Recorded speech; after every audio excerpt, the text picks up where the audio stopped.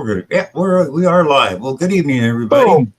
How y'all doing? Hi, Marty, NorCal, Gregory Gibson, Wendy. Hello. Hey, Swinger, Hey, Terry. everyone. Hear me.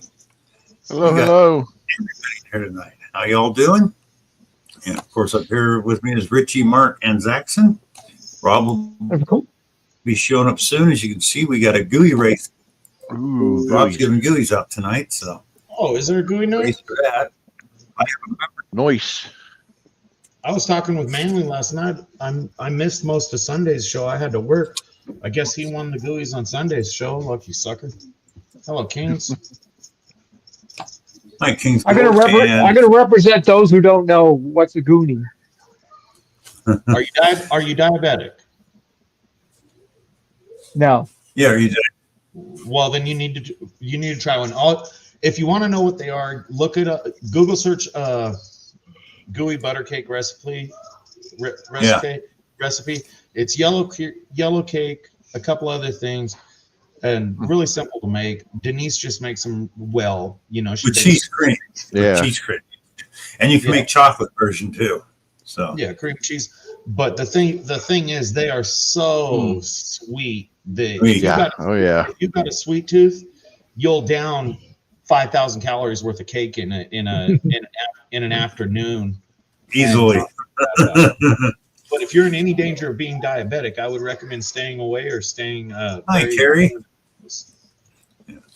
Also, doing a membership race for Georgianne. Nice. Oh, nice. Amanda. Hello. Yodi. Carrie. Hey, Mary. Wow. Mary. Hi, Mary. Mary's in the house. Hi, Wendy. How are you doing? Everybody's here. Hope you're having a wonderful evening. So, Richie, have you gotten out this week? That's Tuesday. No, I haven't. I realized I froze there for a second. Yeah. How about you, Mark? No. Yeah. And it's going to be a while before I get a chance to go out. So, hi, Jim. Hello, Jim. I'm going to try to make it out this week. So. Oh, nice, Bill. Go for it. I can make it. I'll be for very long, but I'm going to try it. My neighbor's bush hogging his field out back here, so I'm thinking I can just walk out back any time this week. That'd be nice. Hi, Frank. I don't know how much is left to find in the field, but I can get out there. Right. My street dead ends. We're on a corner, and the short street ends like 3 houses down here, and there's a big farm field back there. Every time I've got permission to do it, it's been raining, and as soon as it stops raining, they've sold it. So I got to ask permission again. I thought you was going to say down the street, it's only a one-way dead-end street. No. But, but they've sold it. It's going to be subdivided. I keep changing hands, and every time I get permission, I can't get down there, and then I find out to change the hands again. So I've gotten it lost like 4 times. Go down there with your metal detector, start detected, Bill. You'll be all right. Yeah, man. See, that's what I'm thinking of doing. In this box is it's not a headlamp, it's a chest mount with a brake light in the back. But anyway, this came up. I got to do a review on the thing, then I'm going to give it away to it'll be in a members race. No, Bill, what you got to do is you got to work on your real old man voice. If anybody comes to harass you, I can't do that here. I didn't know. Hey, that's a card you get to play now. Sorry there, young man. I didn't know I couldn't do that here. Yep. I'm sorry. Did I go to school with your mama? Pull out your Mr. Magoo. Charlie, where are we, Charlie? Yep. Yeah. Whoa, this thing is bright. And like I said, it's got a backlight. You wear this. Holy crap. Yeah. Well, it's supposed to be for joggers and stuff, but I thought, hey, if you're out in the field at night. Did I just see a message from Mike Lyman? Is he still awake? I don't know. I didn't see. It might have been a Facebook post that went across my okay. I usually stay on live chat.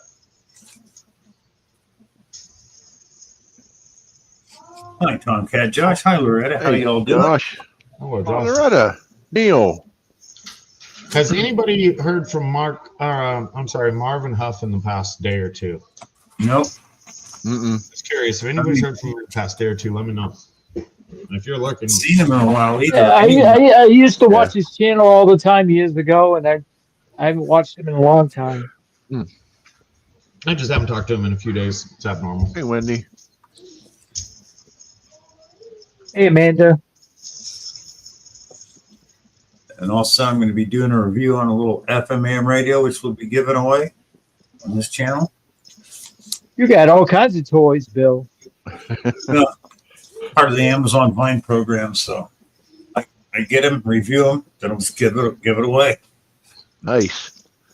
We had a big truck wreck out here the other day, and I went by the company to do some work on some other stuff, and I was looking. They were cross loading the very next day, which is pretty quick for a truck wreck. It was an entire load getting shipped to Best Buy, and they all had lithium battery stickers on them. Oh, man. No wonder they're cross loading that load the next day. Best Buy wanted their crap. Also on another note, be careful of your electronics from Best Buy for about the next month. I'm sure those things are getting distributed. It's a good thing there wasn't a fire.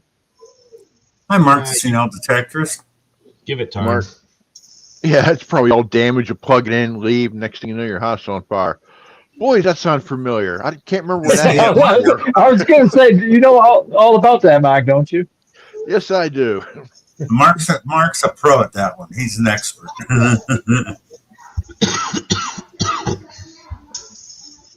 Not to rebuild a lithium battery in your home, 101.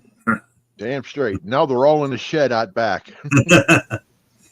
So if that goes up, they'll catch the neighbor's house on fire instead. I don't give a crap about that. I worry about my house now. Hey, do you still have that what was it, a motorized bike or whatever you had, Mark? Yeah, it's in my van. I got to work on it someday.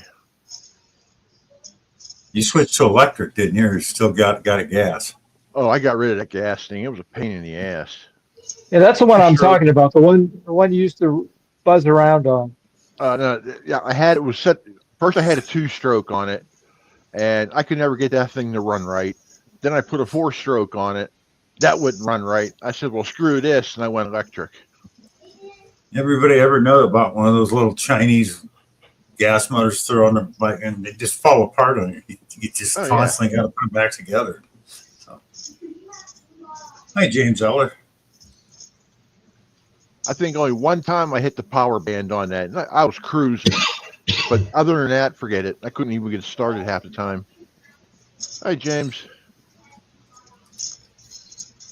That's like I was watching one channel down here on YouTube, and I'd never heard of this one. But the guy's a mechanic, and he never worked on a boat. But his best friend from school days had this boat that had a problem with the motor. And this I'd never heard of. It was a twin-cylinder inboard, and of course it pumped water from the river or lake that you're in up into the boat to cool the motor. But you had to start the motor first, wait 15 minutes before you turn the water on. Otherwise, you would end up getting water in your cylinders. What? Yeah, weird design, real weird design. But anyways, this guy usually works on motorcycles, but because his friend said, hey, I really, need this. And so then he started calling around to some boat shops, and they're going, we won't work on those. Oh, wow. After he started working on it, he goes, now I know why. Because he put the part, hey, Torchy Dirt. I remember you get water and grease and oil, it turns in that gray slimy crap. Yep. That was everywhere in the motor you could think of. Carburetors. My grandfather used to work on outboard motors and all that stuff.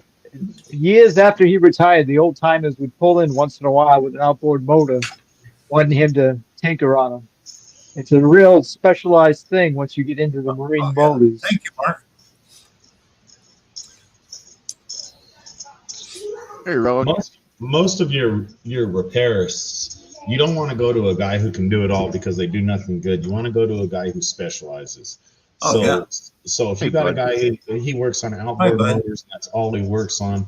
Generally, he's going to be a lot better than everyone else, and he'll be a lot better than everyone else because there's 20 other people waiting for him to work on their outboard motor. Yeah. I haven't done it, but I heard there's a heck of a hustle out here in the boat community. Mind you, I live in the desert, so everybody goes over to Havasu or something like that. But there's a heck of a hustle out here in the boat community for tune-ups on Thank you, Riddles. on the inboards, and the boat guys will pay for it once a year. It's basically change plugs, change wires, set timing, and you use a fluid evacuator to do the oil change because you can't get in the bottom. And Yeah. and I was talking with one of the regional reps from a parts house that was doing that. He's like, "Man, I did one weekend and it was so easy and I made good money." And the guy picked it up and he's like, "Hey, you mind if I tell a couple of my friends? You know, they're looking for somebody too." Yeah, sure. He says, "I thought I was going to make a killing." He says, "The next weekend, Saturday morning, I woke up. There's diesel trucks and boat trailers all the way around my neighborhood. My neighbors are yelling at me, 'What the hell, Joe?" And he says, I'm sorry," because he started booking these or telling these guys he could do them because it took him about an hour and a half a boat. And so they all came. And he says, "I didn't realize it when I told them I would do them that they were all going to come and leave their truck with the boat because they're not just going to drop the boat trailer and pull away." Oh, So everybody left their trucks and boats. He had his whole cul-de-sac filled up with trucks and boats one week. And he says, I had to limit myself to 2 or 3 after that. Well, it's like for a while back in the late 70s, I used to work on British motorcycles, and I had bought out a couple places that went out of business because the Japanese motorcycle business just put English bikes in Mary. dirt. And the next closest town was 70 miles away, and it wasn't even an actual English bike shop. It was for BMWs and stuff, but they did work on Triumphs and BSAs. So all of a sudden, I just get people from all the towns around me that still had the British stuff that didn't know how to work on it, start bringing it to me, and I'm going, nah, I don't want this work now. Especially trying to get brand new parts was getting hard, and they all wanted it right now. I'm going, well, there's some parts I can't get. It's got to come from overseas. You might be out 7-8 weeks, easy, and that's another reason. But it was good money, but it was a headache too. It's almost amazing sometimes how much less you can get done, even though we live in a society where anything you want is found on the internet and can typically be in your door within a week.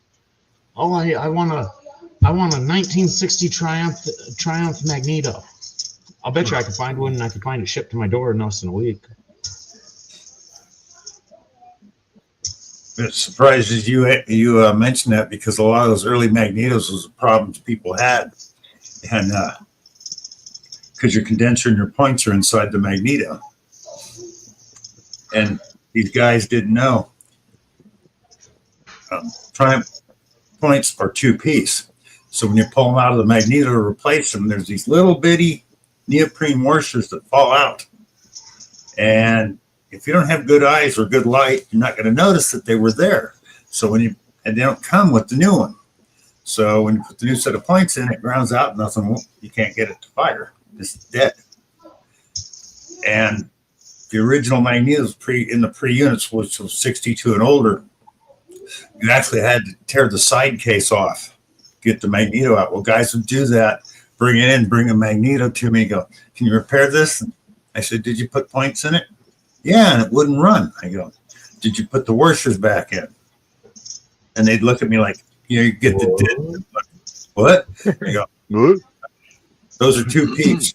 Put the first piece in, then put washers in behind it. Otherwise, it grounds out against itself." You could just see them thinking. I go, "Yeah, you tore it all apart for nothing." I go, "You go down to any automotive parts house, and for 25 cents, they'll give you half a dozen to a dozen of those neoprene washers." Bill, what you should have said is I can fix that for $200. Oh, no, it's a lot more for that. I mean, because one thing, you had to have the tools. All that stuff was Whitworth. And the only place that sold Whitworth tools was J.C. Whitney.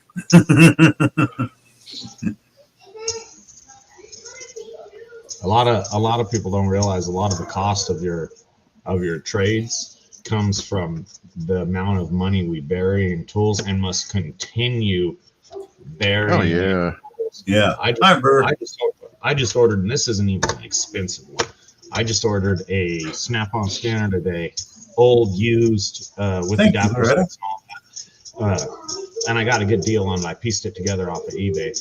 But I ordered a Snap-on scanner to work on a locals truck. I'm not gonna make the money that scanner cost me on that truck. And I know that seems like stupid business, but I'll have it the next time I have it, and I do get them on motorhomes. But making your money back on some of these tools is stupid hard. I mean, the new automotive refrigerant R1234, it's the newest automotive refrigerant. In order to be able to do that crap, you got to have that refrigerant identifier. It's either built into the $5,000 shop setup machine, but I'm mobile, so I have to have everything in pieces and mobile. That freaking box is $950, and it's a stupid sniffer with a stupid sensor in there that I'm sure goes bad. $950 just for the refrigerant identifier. Now that's for the compressor for the AC. Yeah, for the air conditioning. Okay. Yeah. They started putting it in around 17. Most of your new vehicles have it now. It's R1234 instead of the R134, the older stuff, better global warming potential and all that. But you know how many jobs I have to do to make back not only that identifier, but you have to have a separate recovery unit, separate DOT tank, separate gauges, separate hoses. You cannot cross contaminate, or it's all trash. You have to clean it all or throw it all away. So you have to identify the refrigerant before you do it. And the money's in the tools. The money's in the tools. You're gonna do 10 or 15 jobs before you even pay for the tools. Yep. Oh yeah, easy. You know, it's like when I did work on cars too, along with motorcycles. Your early Dodges, you had to have an axle puller for the rear end. Well, them things were expensive, and the older Dodges, you didn't see that, you know, because like mid-60s. How old of a Dodge you talking, Bill? Oh, they're like up into the early 60s. Oh, okay. So, but anyways, it'd be like $200 for that puller, and you might see one or two of those a year. Well, you could go rent one for $5, you know, at a rental yard. So you do that instead. One day I'm at this yard, I look over and I see a Dodge axle puller laying there, and I ask the guy, "What? How much?" He goes, $10. Okay, that saves me trips to the rental yard. But I wouldn't have went out and bought one at a store. If I use them enough time, I buy, or they're not available, I'll buy the right one. If I can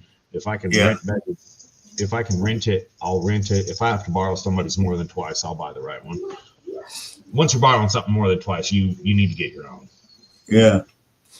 Well, it's like one time this guy pulled up, and it was funny too. It was a friend of my ex-mother-in-law's. He had I think it was an 85 GMC, and this was like only 86 or 87, but he didn't have any hubs in the front. It was the automatic hubs that you had to put it in reverse and back up. First time they had them on General Motors products. Well, one side wasn't working. And so I pulled it down, and it needed this a socket to go in there, shaped like a rook's crown, had 8 points on it. Nobody had them in stock. I couldn't rent one. I couldn't buy one. So I get in there with a flashlight, and I look, and I can see that there's just 2 prongs that need to be pushed in. That's how that rook system works. It would catch it on 2 of those tabs out of the 8. But, I could have ordered one for $85. It was a tin socket, not even a real socket. I'm thinking, one, there's not that many of them. So that was easy, Neil. I go in. It's parked at my mother-in-law's because that's where it broke down. I walk in. I asked her, my mother-in-law, or ex-mother-in-law, I go, "You got a couple of tomato paring knives?" She goes, "Yes, thanks. I'll be right back." I went there and I pushed those tab back twisted and pulled the unit out. Yeah, I did. I don't know if it's the exact same nut you're talking about. Ford used to have a stupid one that had 4 or 6 splines where you had to push in and unscrew. I cut my teeth in the motorhome shop, and the older guys taught me real quick. We didn't have that tool, so we would just 2 flathead screwdrivers push them in and walk at a tooth, push it and walk at a tooth. Do that about 30 times till it was loose enough to come off. Yep. Hi, Torchy. Hi, Ronnie. Hi, Dirt Devil. But Hey, all. Dirt, I got a big scope on my Autel. Very rarely use it. Yeah, all them frickin' tools, and then even into the plumbing or the this and that. And then you watch these guys. I watch some of these plumber guys or some of these other guys, and they open up the back of their truck, and there's $20,000 in Milwaukee cases. yeah. You know, red and black cases everywhere. You're like, are you making that much money, or do you just give it all to Milwaukee? I mean, Is it talking about plumbers? anything. Some of these I had a plumber once. He said he wouldn't open up the van for less than $500 cash. probably. Yeah. I'll bet you the inside of his van was filled with Milwaukee too. I mean, I couldn't tell. Everything was piled on everything else in his van. Hey, I Julie. used to Dirt. Yeah, the only one we used to have come around was the Mac tool truck. I'd buy stuff from him. Yeah, even that. Any of the tool trucks are expensive when they come around. That's all there is to Oh it. yeah. They Heck, have neat Go ahead. gizmo gadgets on the tool trucks, and your hand tools, your ratchets, your things like that. It's worth it. But once you get good enough and an understanding of what you're doing, it's like a Torx screwdriver. You're never really going to put any big power on it as a technician or something like that. If you want big power, you're going to get your Torx socket and put a ratchet on it. So you don't really need to buy a $200 set of Torx screwdrivers that you can go get from $11.99 from Home Depot, and you lose them just as easy. Trust me. Oh yeah. Oh yeah. Once you figure out what you need quality and what you don't, you get a firm understanding of what you're doing. You can save a lot of money off of those. You don't need a $700 Mac or Snap-on multimeter. A $400 Fluke will do just fine, and it's probably a better meter. Hi, Trash Panda. Hi, Julie. Well, it's like Back when I was doing that, I had my proto tools, and then I had this other set of tools sitting over on the outside, and people come in. Guys that I knew would come by and work on their vehicle outside the garage, and they'd come in. Hey, can I borrow? I go, the yellow toolbox over there. Borrow anything you want out of it, because that was stuff I picked up at yard sales. It was Kmart tools, stuff like that. Japanese tools thrown in there. If it got broken or lost, I didn't care. But they couldn't touch my proto tools. I got a general rule. If I like someone enough to loan them a tool, if it's not another shop, because the shop has accountability. If I like someone enough to loan them a tool, then I like them enough to go use my tool and do the job right for them, so they don't tear up my crap. And it's worth the time. If I don't like you enough to go do the job for you, you want to torque your head bolts. No, I'm not giving you my $800 or $1,200 torque wrench. I don't even know what it costs now. No, I'm not giving that to you. I'll go buy and torque your head for you. If I like you enough that I would consider loaning you the tool, I like you enough to go by and just do it right for you real quick. Because I'm going to do it in 30 minutes, and I'm going to show up with my tool, and I'm going to leave with my tool, not have to chase you down for the next 3 weeks to get my freaking tool back. Oh yeah, I remember those days when I first started working, I don't know how good these tools are, but I started buying wrenches and everything. I bought Craftsman right from Sears. This was back in the 80s. Okay. So all my tools I still have today. Most of them are all Craftsman that I bought way back when, and I haven't had any issues with them.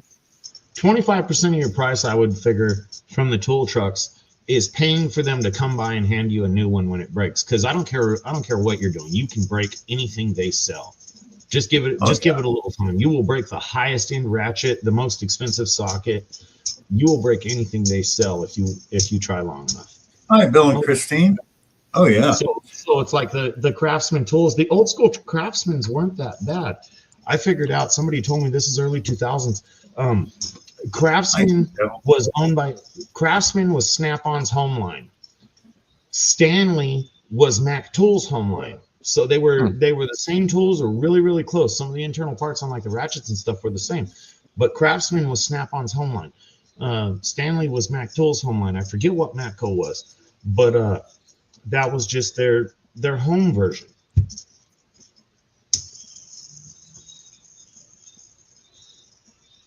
No, it's like years ago. I was in summers in between high school. I do lawn jobs and stuff sometimes. So I had equipment. We had a Western Auto. Western Auto did that right in their store. They would have they'd have good and better. Well, their tools, their cheapest tools were called Globemaster. Their good ones were called Wizard. Well, I bought this set of 8 sockets for $5, Globemaster. I go home, I got the Studebaker with a flathead 6 on it. And these are short, pretty stout looking sockets. So I go to break the head bolts loose on it. Snapped the socket right in half on the first bolt. So I took it back to Western Auto. The guy said, "What do you use it on?" I said, "A head bolt." And I didn't realize when I bought them, they only had a 90-day warranty, and that was prorated. I just laughed. Wow. 90 days and it's prorated. So I think that was a week later after I bought them. So I lost a week on the next warranty. I just couldn't believe. Never bought those again. It happens. I've broken quality. I've broken cheap. I've welded cheap together to make them work. I've welded too cheap together to make myself a quality tool. You ever need a 19 millimeter that's freaking deep?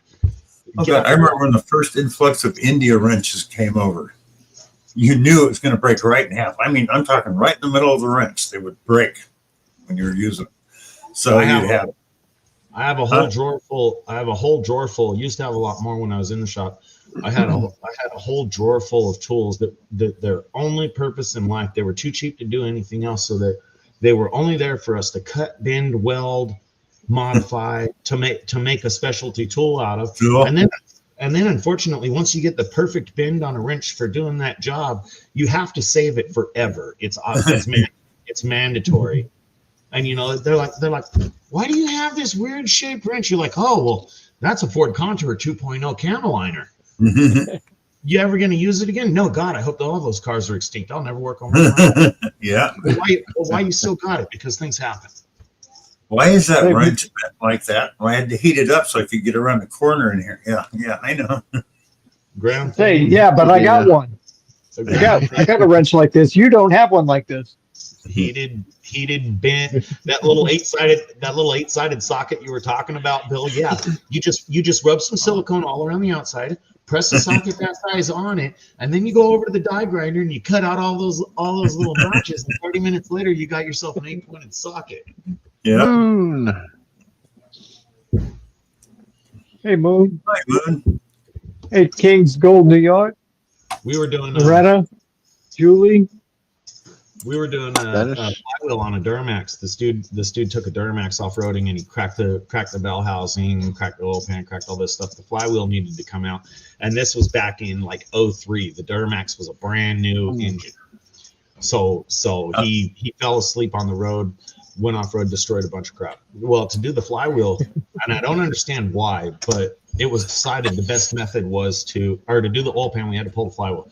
It was decided the best method was to just move the transmission back just enough to get to the flywheel bolts. There was something harder about taking it out, cross members or something. I don't know what. So I bought like a brand new $75 snap-on 14 millimeter Allen wrench socket because the flywheel bolts are just stupid tight on those. Bought it brand new and the transmission wouldn't go back far enough to get it on there. So our options were a couple more hours getting the transmission down and back farther, or cut my brand new socket in half. Anyway, I got a snap-on 14 millimeter socket that's been cut in half and used twice. There you go. Once for off and once for on. No, it's got used a couple more times, but Right up your alley this week, Saxon. Talking tools and working on stuff. Yep. I got piles of tools.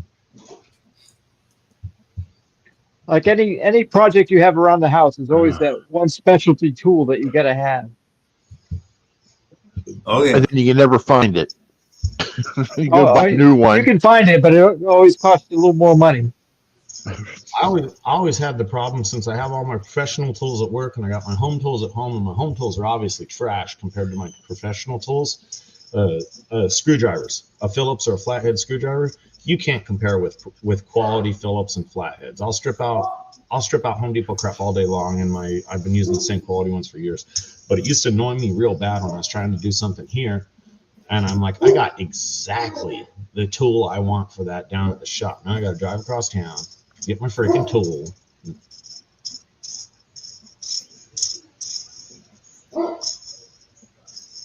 Or like you were talking, Richie, for around the house. Remember when the wife was alive? She wanted one of those, the kitchen sink. She wanted those big curved spouts with the pull down. So she ordered one off eBay. Turns out the one she ordered off eBay was made in China for China. So, because I had all kinds of bottles. So it comes in, I start tearing the old sink out that I opened the box, and I start looking, I'm going, and none of my tools would fit. And none of the hoses would. Did you get it in? No, I had to send it back. It was not meant for American standard hoses and lines. Nothing would fit. I just put one of those big curved faucets on my sink, and this is new to me. Maybe other people know it. I haven't had to change a faucet in 3 or 4 years. They don't even have a nut on the bottom where it goes through the sink anymore. It's just like this stupid speed nut, and you press it on this particular way and it walks in. That's the dumbest thing ever. You can't physically tighten. You didn't buy a Delta, did you? I don't know what brand it was. I don't remember it. Probably. I bought the Delta one time. No more. I mean, I could never keep that one tight. I've got one now. It's battery operated. It's got you wave your hand next to the stem, and the water comes on. You wave it again, and it shuts off. I hate those things. I'm sure yours works fine, but the only time I ever run across them is public bathrooms, and they're all timed to give you like a quarter as much water as you need. So you find yourself in a bathroom arguing with the water faucet for some water. Give me some more. Well, this one's in my kitchen, and it runs for a while, but it won't run long enough to like overflow the kitchen sink or anything. It's got a timer. I think it runs probably about a minute. That ain't too bad.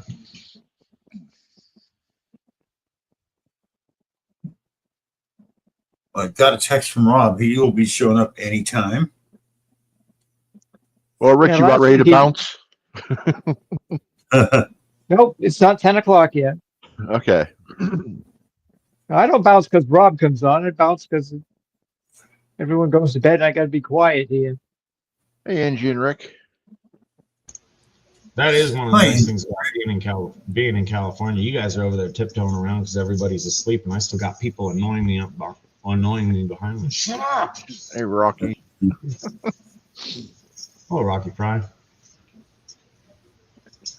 No, thank you, Amanda. I gave that up when I became a nurse. I don't even work on my own damn cars anymore. I don't even like working on my own. What's that, Zach? I don't even like working on my own. No, I won't work on my own car. I just take it down to the garage.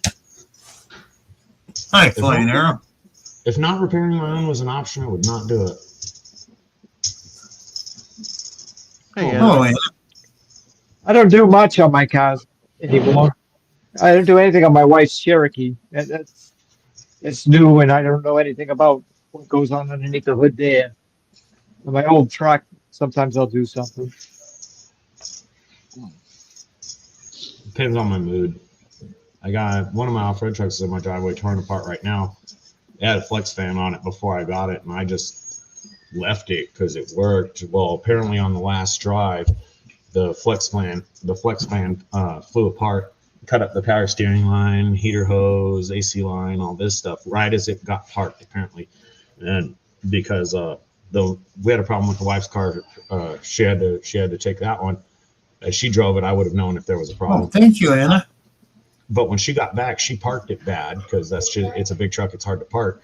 So I went out and parked it right. It was not broken when I parked it. So it must have flew apart the second I was getting ready to shut off the engine or whatever, because it cut the power steering line.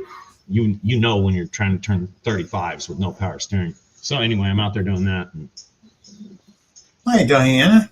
balance. Diana. Happy birthday, Diana. Wow, Danny found a lot of palladium over the weekend. Read the rest of it. Hey, Yeah, Danny something, boy. at least. Danny boy got a cordless sawzall he had to try out. Yep. I'd like to have one of those. Cordless sawzall?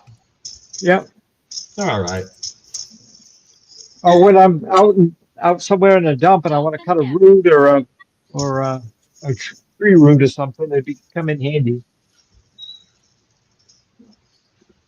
I went and helped my uncle move one year, and whenever I'm going to help someone move, I'll bring very basic tools: Phillips, flathead, a little something to pry with. You know, there's always some coincidentals moving.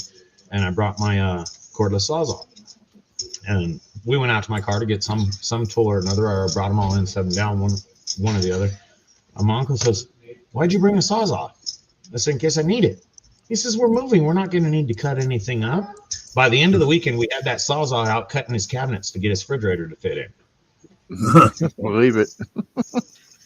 We were trying to get the fridge, and I'm like, "You want me to cut it?" No, it'll fit. And about 45 minutes later, he comes over. He's like, "All right, let's cut those cabinets now. We just need to cut a little bit." Yeah, we can do that.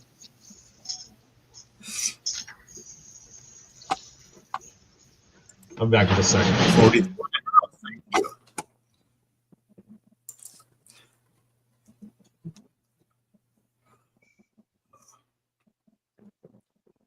Yeah. Like I said, hopefully I'm looking at the weather. It's supposed to be nice tomorrow.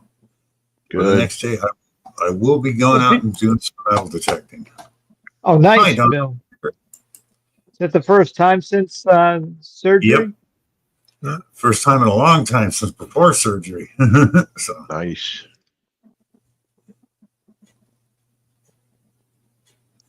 Yeah, a little bit down today because I entered my book in a contest and it didn't place.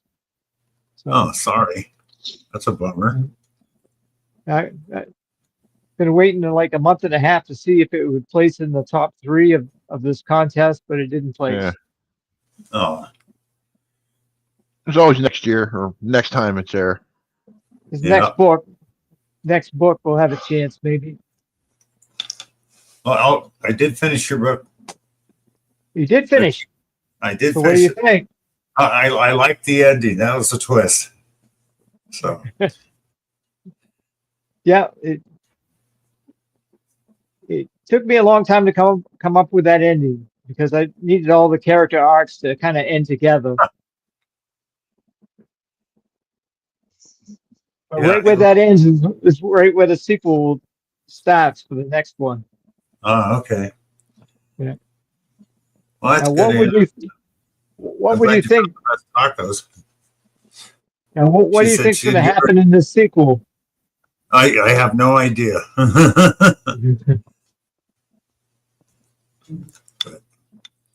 It ought to be interesting. Yeah, I can understand I'd make the hunt worth it, Anna, when you find the best tacos you've ever eaten. Yeah. Nothing like a good taco. Oh, I love Mexican food. I love spicy food. So. But I'm waiting for the sequel on your other book, your first. I can only write one sequel at a time. Yeah, I know. They take 4 or 5 months for me to write. So, yeah, I was thinking about that.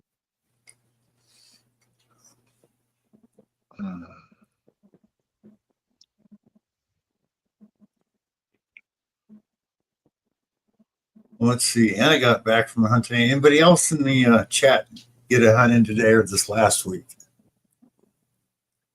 And find anything you want to show off. All you got to do is send me a photo in an email and I'll throw it up here so everybody can look at it.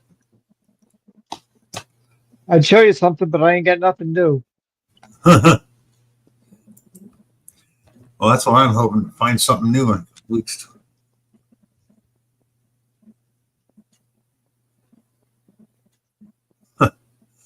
Marty hasn't been out. Torchy's just started reading your book. So she's covering her ears. Torchy.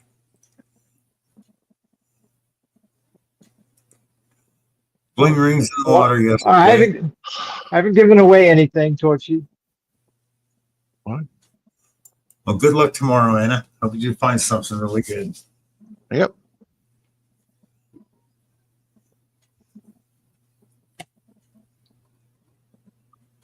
Find any gold, Gina? Oh, cool. Nice. I want to try that once. Sluicing. Sluicing's fun. Waiting to hit a beat, says Danny. Rick sees the doctor tomorrow, so hopefully we learned something. Trying. Oh, that's good, Angie. Lots of micros. Yeah. I see the people who pan for gold and all that stuff, and they hold up this vial and this little tiny bit of gold in the bottom of it, saying, "This is what I found this year." I'm saying to myself, I think I just rather stick to my metal detector. Yeah, no, I did the gold stuff back in the 70s when there was still a lot of you could get. I mean, I'm talking nuggets, not the flakes they find now and the fine. I mean, it's the flour gold just ain't worth it. It's a lot of work to get very little.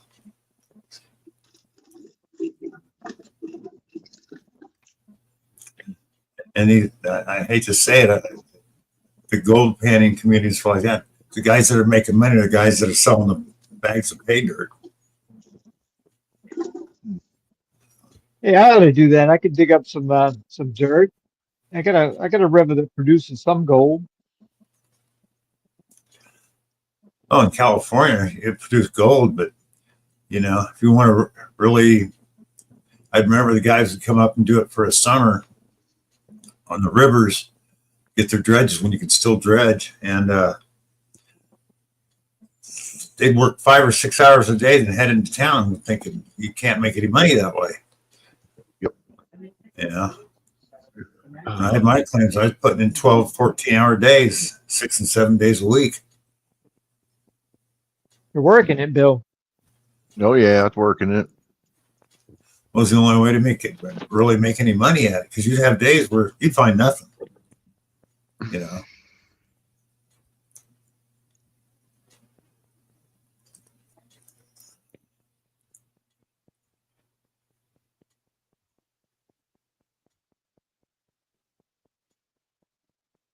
Oh, that's weird, Danny. Yeah. Wow. Oh yeah, you get yourself real funny, Danny. Can I have a paper bag? Yeah, there we go. Or after the alarm goes off in the bank.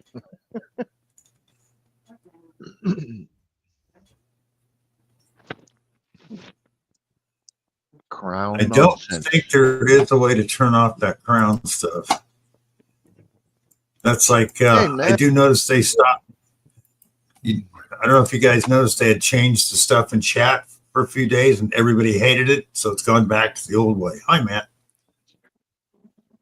Yeah, I don't know if there is. I don't think there is. Well, there's a guy who probably got out recently right there, Matty. Hey, Matt. Hey, Matt. Yeah, did you get out and find anything good here lately, Matt? Yeah, you're supposed to be digging all that silver throughout all those parks around Pittsburgh. Yeah, I know. Used to be a whole bunch of channels used to be on YouTube digging silver in Pittsburgh. No, I think there's like 2 or 3 left.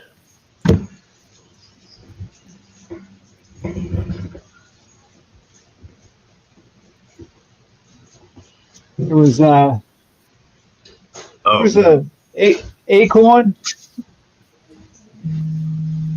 Longhorn, Acorn. Oh, what was he called? Matt, you remember him, don't you? Johnny Acorn, Johnny Longhorn, something. Damn it. I just saw him about 2 weeks ago, too. There's a link, Rob. Oh, Rob's here? Well, time to go. You guys have a good night. I'll catch y'all later. Good night, Mike. Johnny Acorn, Johnny Longhorn, something. Doesn't ring a bell. Did not know him. Joe Redcorn. That's him. Yep. Joe Redcorn. Okay, there we Thank go. you. Yeah. Thanks, Matt. I thought it was him. Hey, William. Hey, that guy used to find silver everywhere with his E-track. Yeah. Yeah. All them Pittsburgh guys had E-tracks, and then they had CTX 3030s. Foghorn Leghorn. Yeah, that's it. Hey, Rob. Hey, Paula. Hey, Rob.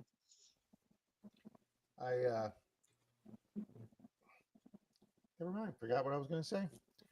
Howdy, Dizzy. Howdy, Danny. Howdy, Neil. Medical. Wow, you sound like you're a mile away, Rob. It's probably because I have it turned way down from the last night. Hunting last night. Yeah. Oh yeah. All right. How's that? That's much better. Yeah. Yeah. I had it down to practically zero because the coin roll gives us feedback. But man, what a good box of nickels that was last night. Yeah, sure was.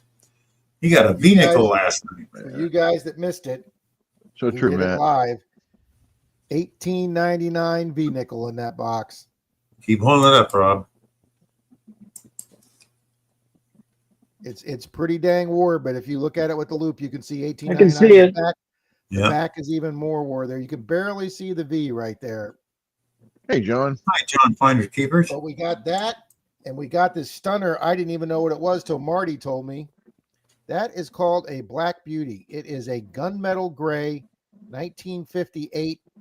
And when they made the planchet, they heated it up too much. And when it strikes the nickel, it causes it to be like a gunmetal grayish black. And it's called a planchet error. And they're called Black Beauties. And there's graded ones of these going for up to $200 on eBay. So first one of them I ever got. And we only finished half the box. So, yeah. So, good. So, yeah, Marty was on last night. He's the expert on nickels. So, now back to Pittsburgh metal detectors.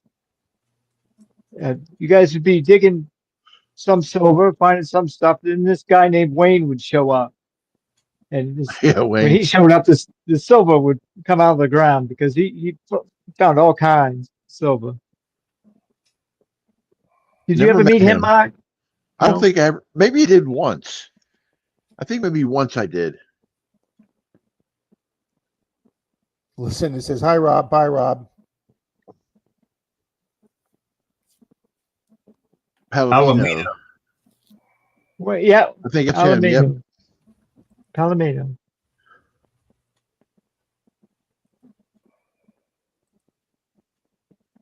Hey, that's what I was going to say. Bill, I come on tonight, and even though I'm coming onto your stream under yours, StreamYard said you're close to your limit of free time, even though I'm coming onto your stream. Of course. It says that to me all the time, but yet for some reason I never go over the minimum. That's what John says. Yep. Or the maximum, whatever. Well, hello, Rob. Evening, Mr. Zach. How are you, sir? I'm doing good. Apparently, I got a day off. Well, good for you, unless that was unintentional. It's always unintentional. Screw it. I'm gonna work till I die. They can bury me with it. Well, Zach, I'm here to tell you the classic phrase was nobody on their tombstone said I ever wished I ever worked more. So I'll just give you that little friendly piece of advice. I did my 21 years, and I don't. I can say that I enjoy not working now. I will enjoy it more when I can walk again. It took me a long time to get over not working when I had to stop. I couldn't. I didn't like it for a long time. If I got laid up or something and I had to stay around here for weeks at a time, days, weeks at a time, month at a time, or something like that, I would go absolutely nuts. Well, yeah, I mean that's. But the problem is that I just can't hardly do anything physically. I mean, I I was know. so happy that I got to that coin show Friday, and Mystic Librarian was such a big help, helping me get up and down. I took a lot of breaks, but I got some exercise this week, and actually Imagine went to my weight loss imagine how doctor. happy you would have been if you got that SLQ for $8 too.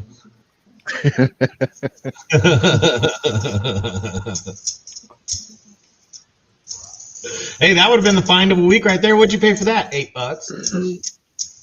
Man, did I piss that guy off? Man. You probably got his hopes up when you started reaching for your wallet. Yeah, but when he looked up and he saw me putting the 3 singles with the 5, he just lost it. He was like, "Holy crap! This guy's going for his visa." Woohoo! Then he pulled out 5 and 3 ones. What the fuck? But yet there was a guy buying several bills from a guy. He had several of the horse blanket bills that were in beautiful condition. Then he had several old bills from the 30s or late 20s, early 30s, whenever they changed to the small bills. And the guy was like, "Can I get you a cashier's check?" And the guys, or can I write you? He came to the coin show with a blank cashier's check that he filled out. I think it was either a $5,000 or $6,000 sale they made while me and Mystic were sitting there looking at some coins. So there were some vendors there doing business. You never know. You never know when you're down at things like that. There's a book or a theory or something like that. My brother keeps quoting me on it. The Millionaire Next Door. You never know who's walking around with that big coin, and they just don't say it, look at it, or seem it. Well, when I graduated from the police academy, and I was waiting to get hired, I took a job selling health insurance, and we had 2 girls in the office that did phone leads, and they gave me a lead, and they gave it to me because the guy was way out in the country on a dirt road, and they sent me to this, and I use this term loosely, a mobile home. It was about the worst beaten up trailer and the worst redneck low life town you've ever seen out in the woods.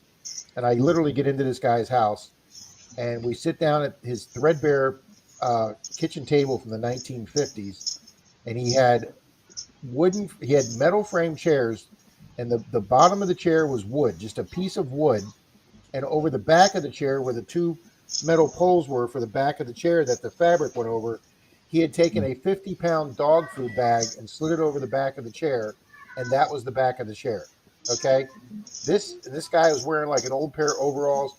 It didn't look like there was 50 cents in his house, but this guy needed a heart attack policy, so I wound up selling him a policy. And I was brand new at this, but I remember in training they always said ask for the full amount for the yearly. The guy signed up. He signed all the papers to get the insurance policy. So they said always ask for the annual premium. So I said, well, the annual premium's $692. And the guy goes, all right, be right back. And he goes in the bedroom, and he comes back to the kitchen, and he put 7 $100 bills on the table. There didn't look like there was 50 cents anywhere in that house, and the guy put $700 on the table. That's because he didn't spend his money on anything. He didn't need for sure. Hey, I worked with a guy who inherited a bunch of money from his father. His father lived in a 1-room apartment with a mattress on the floor. Worked for the post office till he died. Saved every dollar that he could. He left it to his son. His son went through it like it was nothing. We had a customer like that. He's retired military medic or something like that, and then he did something else. He was doing all right. This dude had it was a 96 Toyota pickup, no air conditioning, manual trans, single cab. He rented an apartment, and in his apartment, he had like a couple of plain basic chairs and a TV and, a bed, and a very, very, very minimalistic guy. Never saw a credit card from this dude. Never had anything that he wound up moving. He was there for a long time. He wound up moving, and he was looking for someone to give his TV to. He asked me if I needed his TV. No, I don't need a TV. And get in conversation with him a little more. He's moving, and he doesn't want to take his TV. I'm like, how are you getting all your stuff across the country, Ray? He says, Fine. Hey, I said, what, your TV won't fit? He says, Hi, oh, Beck. no, all that stuff will fit in 2 duffel bags in the trunk. He says, but by the time I put the TV in the car, drive it across country, it's probably not going to work anymore. It only lasts a few months after. He says, I'll just get rid of it and get a new one when I get there. But the bank account on the guy was just ludicrous. Never worried about money. Never needed to, because he didn't waste it. My cousin used to tell me her and her husband worked for the post office, and he'd been there so many years. He was like maxed out at their top level, and they lived so austere that she told me he had at least 20 paychecks from the last 6-7 months up in the bedroom that he hadn't even cashed yet. Oh, we had a pipeline. We had a pipeline company come through, and I say pipeline, they were fiber optics, but they're just trenching, doing the roads or whatever. The fiber optics operator, they made so much back then because so few people were doing it. They made so much back then. He was telling us, he says, finally they called me up one day and they're like, hey, have you been cashing your paychecks? No, they're all in my truck. I don't need the money. Go cash your paychecks. Well, I don't want to cash them. They said, you don't understand. You're messing our books up. Yep. He had so many uncashed paychecks for so much that his big boy company that he worked for noticed that he wasn't cashing the checks, and they went through all the numbers to figure out that it was him that had these exact amounts. They ferreted it down to him not cashing his checks. So on a big company, that was probably a couple of people, a couple of days work to figure out that employee number 492 hasn't cashed $60,000 in paychecks in 2 months or whatever. I don't know the numbers. Yeah, must be a nice problem to have. I worked with a guy. He owned apartments, and his wife had a wallpaper shop, and we worked in the paper mill. And every now and then we'd go over and get our checks. And he'd ask us to pick up his checks. He'd write us a note. We pick up like 5 paychecks, like $4,000 or $5,000 worth of paychecks, and he never checked his hours. He never knew if he got screwed out of an hour here, an hour there, or if he got paid what he was supposed to. We just took it down to the bank and said, "Here you go." The millionaire next door, you never know. Yeah, I've dealt with a lot of people, and we used to have these one people, and they were nothing to look at. They were old. He drove an old Dodge. She drove an old Highlander, and she gambled a lot on Keno. She was a big Keno junkie, to the point of where she would go down to the casinos and she would only take in $200 to play with, because she knows if she took in more, she would be stuck there all night. And she's like, I taking that 200. She says, if I get $2,000, if I get up to $2,000, she says, I run out of there as fast as I can. And she did all right playing this stuff. They were animated people. Good night, Julie. Every single year they tipped us $100 or $200, and every Christmas they brought us by a couple of $100 each as a thank you for keeping their vehicles running. Wow. nice. She drove so much in the time I worked there. I put 3 timing belts on a Toyota Highlander. That's the over 300,000 miles. I think the trans went at 330, and then unfortunately around 370 she got in some accident on the freeway, and somebody was slipping. She turned down medical care. The CHP took her to a motel, and she probably had a bit of a concussion or something, and she fell, hit her head on a sink, and died in the motel. Damn. Ugh. It sounds like a Michael Farley story. They were nice people. He passed away a few years before, but she kept on the traditions. But they were just good money, good retirements. Didn't blow their money. They lived in a freaking shack in the desert. It was a single wide mobile home, and she'd come in telling us stories about him arguing with the rooster in the yard because the rooster kept trying to fight him. So they're out there arguing with the rooster in the yard, and these people that probably had well over $1 million in the bank. Wow. I worked with an old guy at Disney. Howdy. The guy could walk. He was 79. He was still working full time at Disney. He put 20 years in the Coast Guard. So he gets out of the Coast Guard and is like late 30s, and then he goes to work for Walgreens for 10 years, retires from Walgreens after 10 years with 10 years in there, and then he was retired for a few years, and he got bored, and then the grandkids started getting old enough they want to go to Disney, so he gets himself a job at Disney, like at 52, to stay busy. To get the discount. Yeah, get a discount to get the family and the grandkids in. So at 70 years old, he'd been at Disney 18 years. If you're eligible for, and then at 65, he started getting Social Security, and then he was getting his military pension, he was getting his Walgreens pension, Social Security, and then at 70, if you've not retired from Disney, you're required to accept your retirement. So at 70, even though he was getting his full-time paycheck, he was getting his Disney retirement check. So he came to me.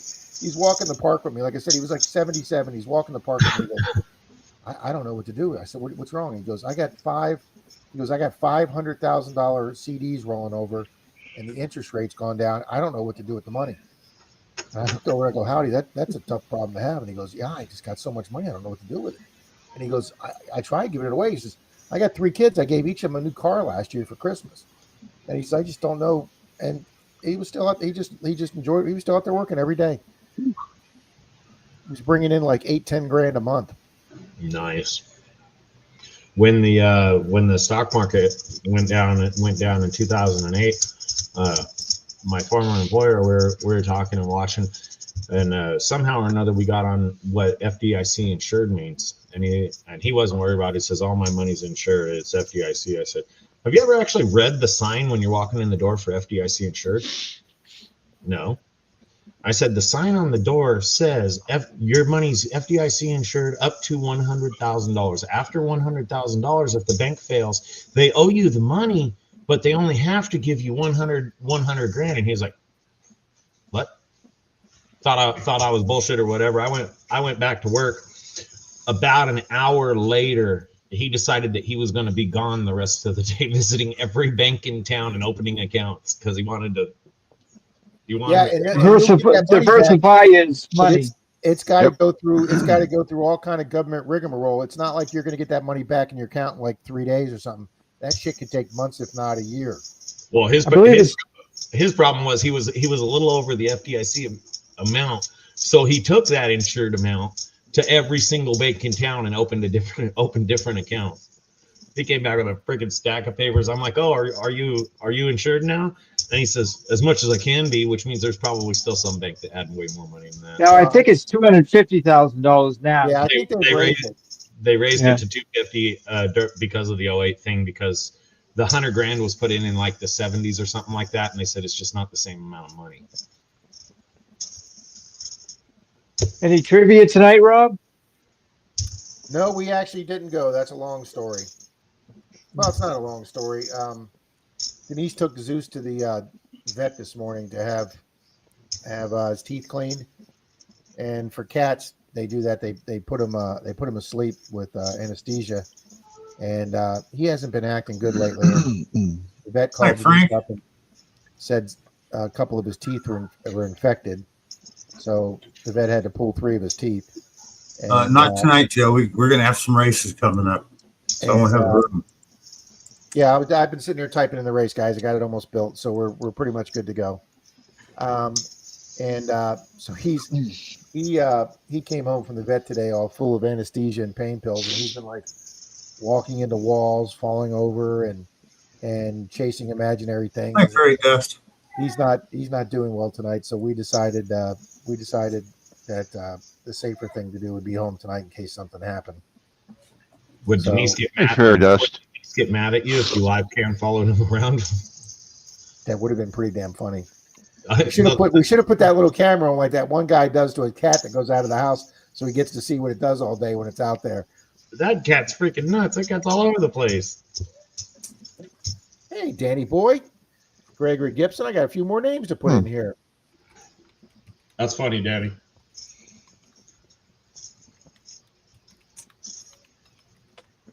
Hey, Frank. Everybody, we're going to do a race for GOOIE tonight. We're going to have a membership race for. I'm going to go big here solo for a minute, guys. Mm-hmm. If my computer will cooperate. Membership race tonight is for a pinpointer. Ooh. It's IP68 waterproof to 15 feet. Comes with a holster, the lanyard, and a carabiner. That's one thing. I'm also doing reviews for Amazon now on their Vine program, so I'm getting free stuff to give away. Little AM/FM radio. This will be just a regular in the chat giveaway coming up soon. Works great. You know, you live near a place like we have tornadoes and stuff through here. Well, your local radio stations have backup generators that lose power, so it's always nice to have radio. If stuff goes out, you know what's going on. Also, got a lamp here. Rechargeable USB port. This thing is waterproof and pretty heavy. That'll be going in a member space. It says you can use it anywhere.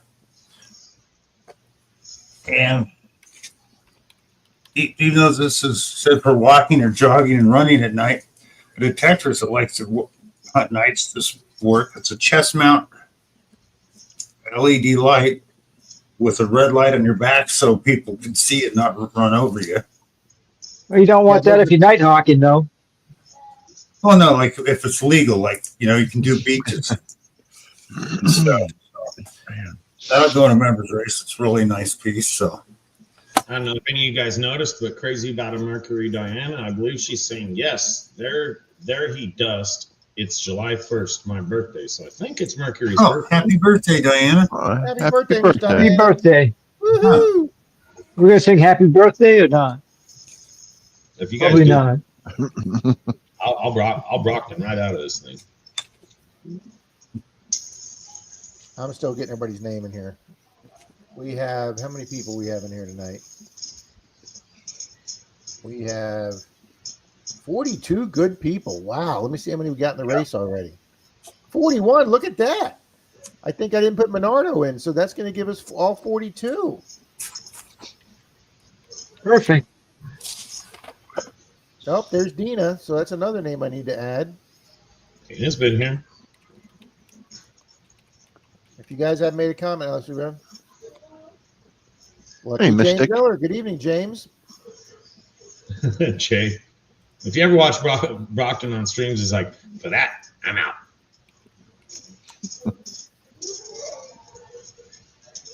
Cap Vic, Bart. Row faster. I hear banjos. A reference to.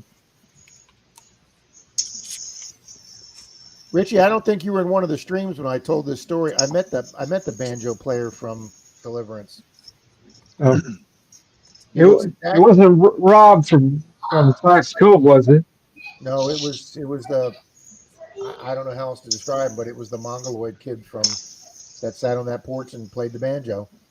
Him and his family came to Disney, and his group of backwoods people from Georgia got in a fight with some black family up around Magic Kingdom Castle, and we all had them all in the security office.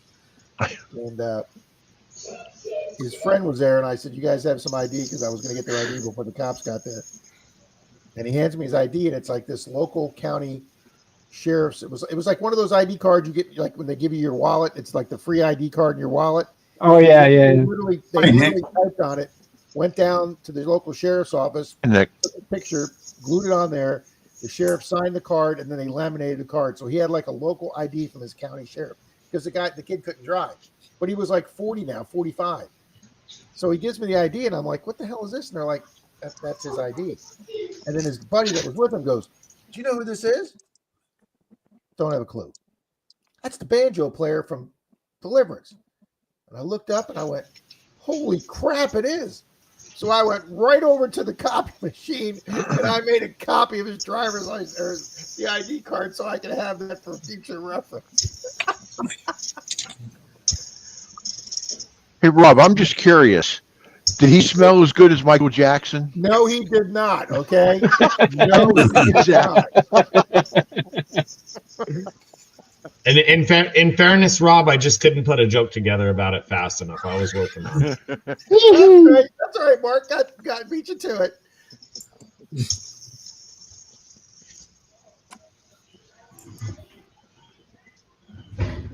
Wow, we've got everybody. Hi, Silver Wishes. Hello, Silver Hey, Wishes. Silver Wishes. I don't know if little Penny's lurking in chat. I never got your email, Little Penny.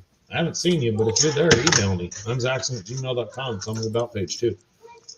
Somebody sent me an email this week, Zach, saying, could you give me Zach's correct email? My emails are not going through. And here's the email I have.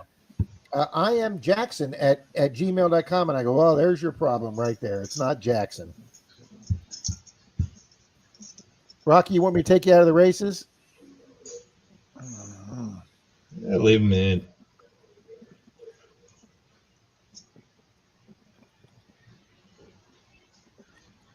Got you in there, Tom. You gotta hurry up, Matt's falling asleep.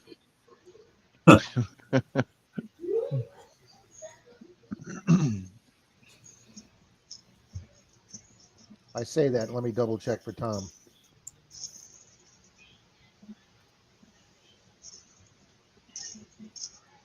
Yep.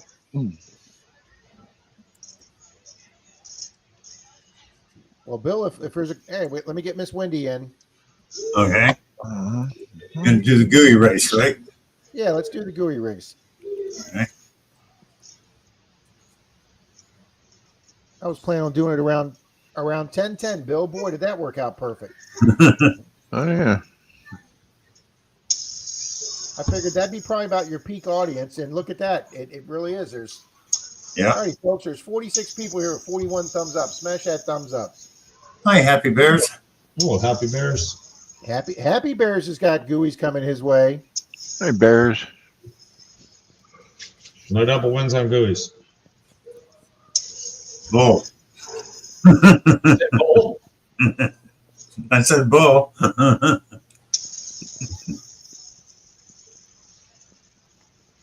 Yeah, let me get Happy Bears in there. Oh, Nick Molnar. Hi, Nick. Nick, Yeah. Nick was saying it's Happy Canada Day. Happy Canada Day. Yep, we've got Nick in there. I'm assuming today's Canada Day. Yeah, I I think it guess he is. was saying that earlier. What does that mean exactly? I guess it's You don't kind of have- like our fort. Oh, okay. Yeah. Good evening, Miss Loretta. Keep digging. Yeah. I think it's the day they had their own government. Yeah. Well, that makes sense. No, I'm not trying to be weird or anything. I generally don't know. Isn't Canada still heavily influenced or under the thumb of British rule? No. Somehow They're not under the thumb, but they're an independent country with their own government, but they're under the umbrella of the United Kingdom. They are still part of the. Am I correct on this? Let me, one of you Canadian folks. I think they're still part of the British monarchy, but they are their own separate country, just like Australia and New Zealand that were once part of the. They South Africa. Commonwealth. Yes, part of the Commonwealth. Thank you, Mark. Used to be called Dominion Day. Yeah. It used to be called Dominion Day, and it's Canada Day is like the 4th because it was celebrated. The whole North American continent basically used to be under British rule. Well, this is when we got it in 1776. Ow. They came under full sovereignty July 1st, 1867 in Canada. It's almost 100 years later. Wouldn't it just be easier to be the 51st state? Or? What, Canada? No, that's never going to happen.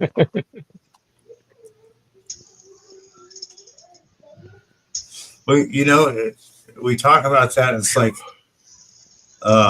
Scotland for years wanted to break free of Britain, and they've actually voted on it quite a few times, and they push it down. They want to stay part of, England. So There's Captain Vic. I got to add him. hi, Mandy. Mandy's Candy. Captain Vic. Hey, Mandy. Good evening, Miss Mandy. And it's like, Hey, Mandy. we're Did we just say GUIs and the numbers that just went up? Oh, it's Probably. It's just There's the 10 more people. 51 now. I think it's telepathically. It just goes out to people. But Evening, Dan, Mystic Librarian. that's like a lot of the U.S. territories voted to become part of the United States, and the United States said, no, you're going to stay a territory. Why, I don't know. I had heard the reasoning behind that one day. I don't remember what it was, but there was a reasoning. What I think is weird is that your territories can't vote in the presidential elections, if I'm correct. I think that was the reasoning, was the political persuasions of the territories. They didn't want them influenced in the mainland voting. So that's why, like, Puerto Rico, who's been under our thumb for who knows how long, has never become an actual state. They don't want them voting because whatever.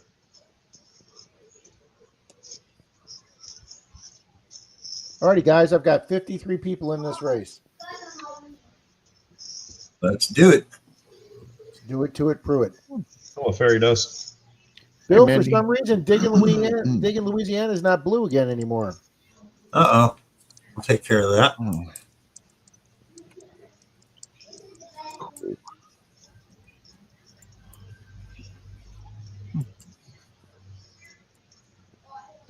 Oh, they'll be blue in a second.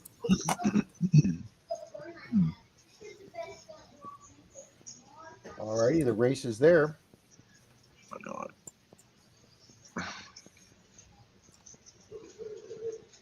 Moon, look at that. You just got in here right after I shuffled a Moon. Boy, did you time that right.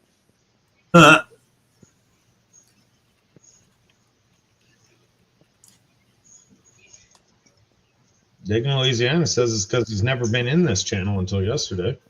Oh, well, that could be it. I'm sorry. I'm so used to seeing him in the Saturday and Sunday chats. I just thought he was here too. Well, thank you. Welcome for being here, Digging Louisiana. Yeah, thank you.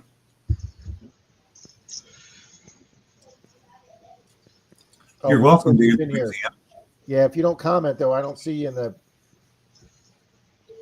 But I've got everybody in there now, Bill. All right. All right, we'll shuffle once. You got Mermaid in there? Absolutely. Okay. She hasn't commented much. Jim's giving us to Charlie. Oh, there's Looter 8. Frank, yep. Looter 8's been in here before, though. Oh, Looter.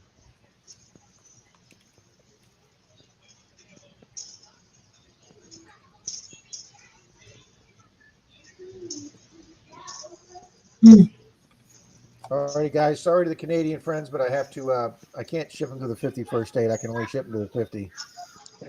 And I only kid with that. I am all for you guys being an independent country. All right, shuffle 4 times. 3, 2, 1 for Denise's world famous GOOIEs that are sitting here waiting to get shipped out tomorrow. Go. Good luck, everybody. What's on the bottom there?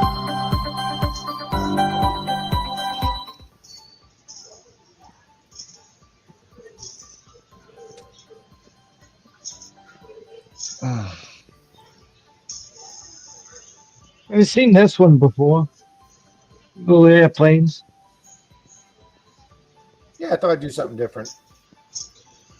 Well, Rob, I know you're a movie buff. The one that started sliding across my shorts again has been Waterworld. I do believe I'm overdue to watch that again. You know, it's funny that it got panned when it came out, but it's almost got like cult classic status now. That is not a bad movie. No, It's not I just think there was so much hype because there was so much overruns because everything on the water just took so much more time and money to film than they thought it would. Alrighty, guys. Tom Kingery's up there with Flying Arrow Magnetics. Greg A.U. Diver. Miss Julie's up there. Looter 8. Here comes Angie. Uh-oh, is she making a move too soon? Mark the Bird Hunter's up there. I just saw the trailer for the new Running Man movie. Oh, I have not seen that. I didn't know they were making the Arnold movie Running Man over. Yeah. Who's playing the Arnold role? Oh, I can't think of his name. It's not the guy from Reacher, is it? No, I don't think so. He was in the Expendables. Oh, okay.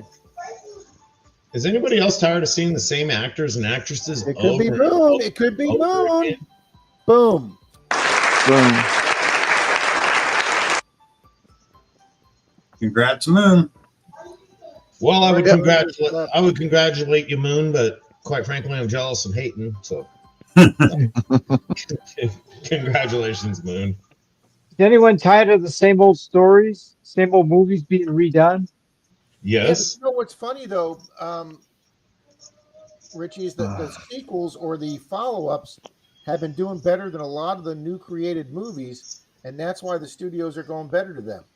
But are they doing better because more people are viewing them, or because they're bringing in more box office money? Well, that part I don't know. That would be the metric to understand, because you can't compare a $3 movie in 1990 to a $17.95 movie today, or a $25 IMAX. Any independent movie makers out there, I got 2 books. If you want any ideas about a movie to make, I'm the guy to see.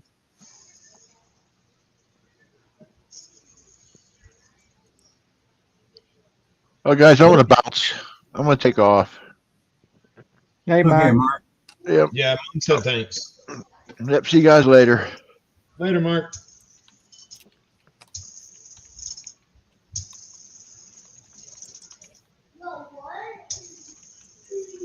Moon, I just sent you a comment here. If your address is still the same, just let me know it's just the same, and I'll send it to the address I have on file. Oh yeah, The Postman was another movie that didn't get a lot of love, but that's a pretty cool movie too. Yeah, I like that movie. I didn't realize that The Running Man was a Stephen King book I didn't at know one that. I didn't know time. that was a Stephen King story.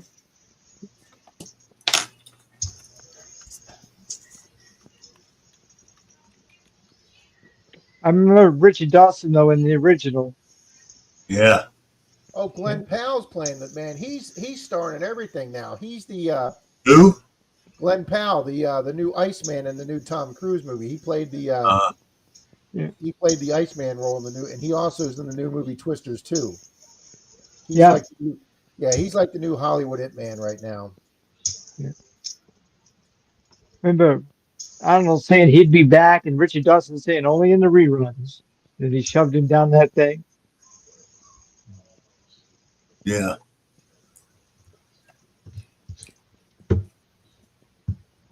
Yeah, it says right here it's based on a Stephen King story. I did not know that. I didn't know for a long time that The Green Mile was Stephen King too. Now you'll be armed if they ever ask that at trivia. They better not try and remake that movie. That and Shawshank Redemption. They better leave them alone. Yeah, no, you can't remake Shawshank. You can't remake Field of Dreams. Somebody's out there trying to make a box that's going to do it. Well, they asked Spielberg to do a sequel to E.T. and he said absolutely not. E.T. is we're never going to do another E.T. E.T. is going to be, that and Close Encounters of the Third Kind. I watched that again a couple months ago. Close Encounters of the Third Kind. I'm so pissed that they're going to do a remake of Big Trouble in Little China.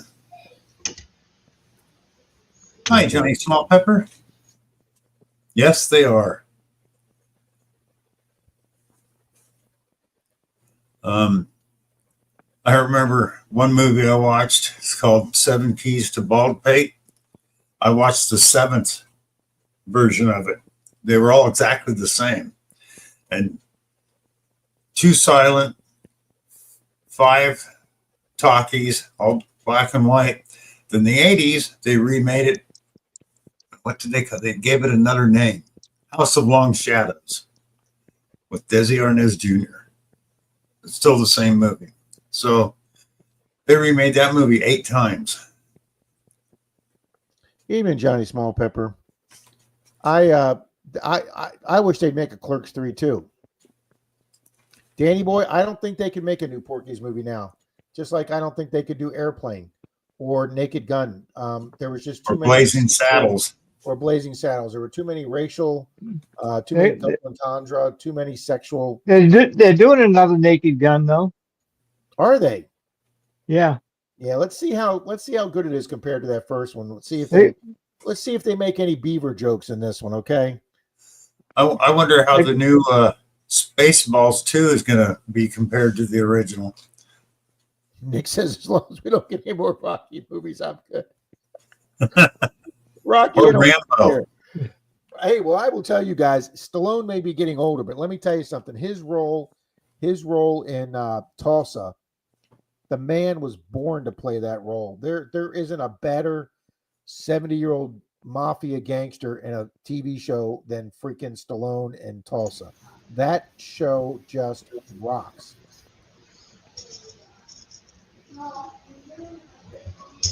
Oh, the guy from Taken Films, that's Liam Neeson.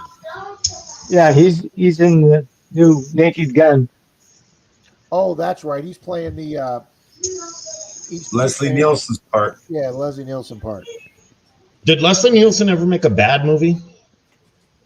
Well, he was actually, and Bill will confirm this.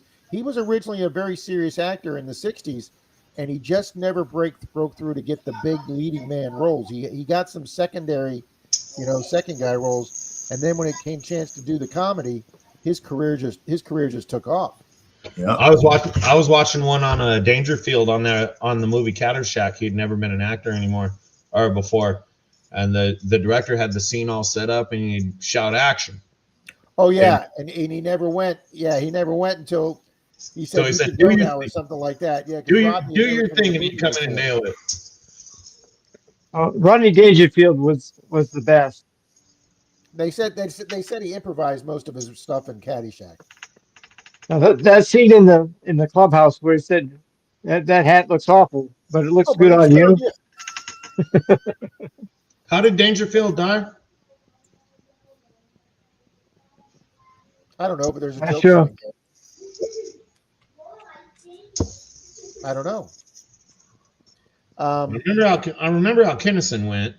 Yeah, Georgianne says, Rob, I agree. No one else complete. Yeah, I couldn't picture anybody else, Georgianne, except Stallone playing. I mean, he just doesn't mess around in Tulsa. And then, of course, it's got one of my older Babeliciouses in there, Dana Delaney. Well, imagine them trying to remake the Terminator movies they'd probably use like Rock Johnson or one of those retards. No, I think they'd have to. The guy that I see for the right size for that now is they'd have to use the guy that plays Reacher. He might do okay with it. Well, see, here's the problem. The reason they used Tom Cruise for the first two Reacher movies, the first two Jack Reacher movies, is even though I read all the Reacher books, and there's like 17 or 19 of them. I mean, I was addicted to Lee Child's Reacher books. I'm a very avid reader. I love all those male action. And he is much more violent, and he kills many more people in the books. And they explain to you that he just basically was born without any kind of regret gene, and he just feels to do right. He does it his way, but he is way more violent in the books. And in the books, he's I believe he's 6'5" in the books, and the guy that plays Reacher is 6'3", and he wears those construction boots that have a little bit of a heel lift to make him even a little bigger. But I don't know how big. I don't know how is Arnold. How tall is Arnold Schwarzenegger? I don't know, 6'5". Is he?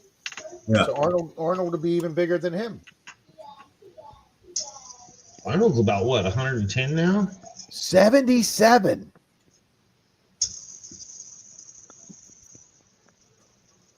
Clint Eastwood's in his 90s now, isn't he? Yeah, but he looks in his 90s. Yeah. Still, he's still alive in his 90s. He's doing all right. Oh, heck yeah. Yeah. I mean, Gran Torino was just a phenomenal cap to a career. That was a great movie. Wow, it actually doesn't have his height on Wikipedia. Now, he went as high as you can go in American politics because you cannot be president. You cannot be president having not been born in the United States. So he's a naturalized citizen, but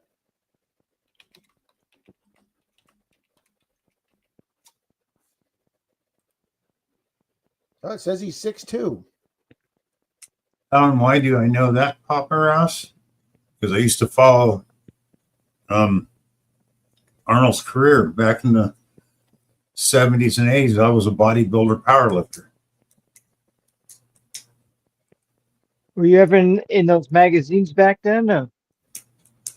I don't think I ever got any pictures in the magazine. I was 1989 powerlifting California state champion. I did do a few bodybuilding shows, but I couldn't get the look because Arnold has the right genetics. Mine, I could never get. I could get big, but I couldn't get it. I looked thin for my height. I could never get the bulk like that. I had the strength, just not the bulk. So. You probably couldn't get the lines down either. Get down. Get to the chopper. Yeah. To the chopper. I'd be back. The chopper. You want ugly mother. No, it shouldn't, Moon. Only that it's fine, man. Arnold owns his own tank. He was a tank driver for 1 year in the Army in Austria. I thought that was pretty cool.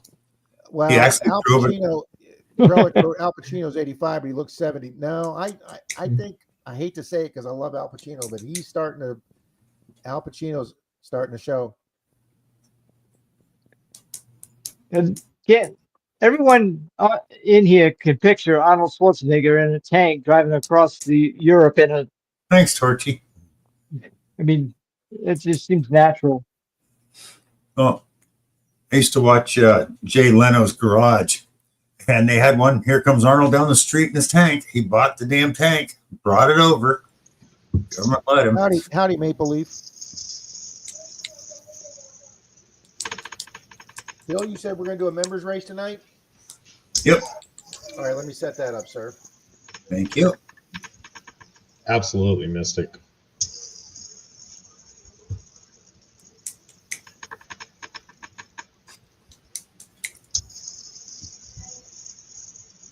Oh, you're right, Johnny. I mean, when they went from building movie sets to doing everything to CGI, pretty much. That's why I haven't watched the new Gladiator movie. Too much CGI. Well, same thing with the very last Raiders when Harrison Ford was like 75. I didn't see it, but somebody said almost everything in that thing is CGI. You guys got to realize that in the age of movies, they were cool and they were awesome and they were spectacular to see that kind of crap on the screen because you couldn't see it every day. In 2025, look at what we're doing on YouTube. We're all making a movie. You can go watch anything you want, anytime you want. Not very many people sit down for 2-hour movies anymore because most of the youngsters don't have an attention span of longer than about 38 seconds. Hey, Bill. Silver Wishes, are you still here? Miss Silver Wishes? Hi, Silver Wishes. Are you still here? Wouldn't expect it. Okay, well, you mean? I'll tell you the reason I did it. I worked with a guy that was a bodybuilder. We used to call him Little Steve. Then he started lifting weights. And another thing that got me hooked on it, because first time I went to a gym, it was Steve's gym that he worked at. Now, I'm going to ask you guys, do you know what the average, average male in the United States has never touched weights for how much weight do you think he can bench press for the first time? 2 1/4. Nope. Not even close. 90 pounds. Close, Richie. You're close. Over, but close.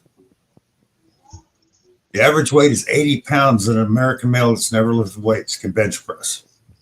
I don't doubt that. You know what? Because with me not doing anything, I don't know if I could put 80 pounds off a bench now. When I worked out with Steve, he had a friend come up from Sacramento, Lewis, and we were working out. First time I ever lifted weights, and I bench pressed 200 pounds. And all I heard Lewis was a short black guy with arms on him like this. He goes, "Damn, you're already strong. Why do you want to lift weights?" I'm like, "Why?" And then they told me the average male can only bench press 80 pounds the first time they do it. Okay, this ought to be fun then. I did it for years. Wow, Kings of Gold New York said, many of my favorite YouTubers make videos of 1 or 2 hours. I don't know if I could It had to be in a channel I'd awful like a lot, like Hoover Boys or Green Mountain Metal Detecting. But still, an hour is a long time. Johnny Small. See what Johnny about bodybuilding for years inside. It can be. It really is worse for you than doing nothing. Because especially for bodybuilding, because you got to get rid of a lot of excess water and fat. So the stuff you go through to do that will really tear you up. Plus, I was too tall. And the biggest problem was I was not only lifting weights, I was working in the woods at the same time. So I was doing a strenuous job and then lifting weights. It was too much. That's why I got a bad back now. I know around here, the people who work in the woods were the most rugged people around. Yeah, I can see that. Alrighty, Bill, the race is ready, sir. Okay. And it is for a waterproof pinpointer.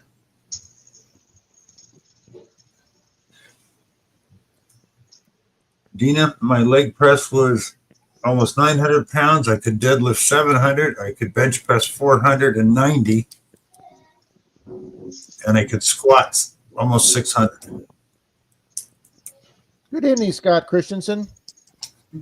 Howdy, Chop Shop.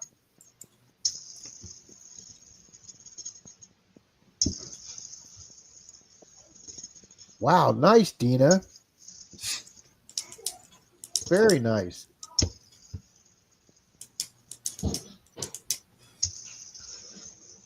Very nice, J. Paul. Yes, I could, Johnny Small Pepper. That was official. I had two guys at that contest where they beat me out on the bench press, but they couldn't beat me in the squat and the deadlift.